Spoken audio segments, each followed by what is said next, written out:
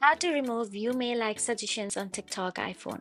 TikTok does not currently offer a direct toggle to completely remove the You May Like suggestions on your iPhone, but here are several workarounds to reduce or customize them significantly. So let's get started.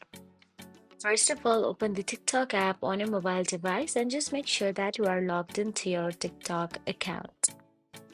Once in there, tap on the profile icon at the bottom right corner of your screen and navigate to your profile section.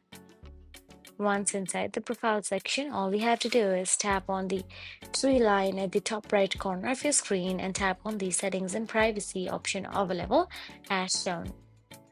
Now, once in there, scroll down and tap on the notifications option available there.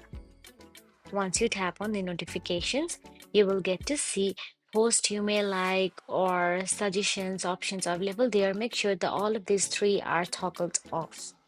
And that is it. If you found this video helpful, please like, share, and subscribe our channel. And thank you so much for watching.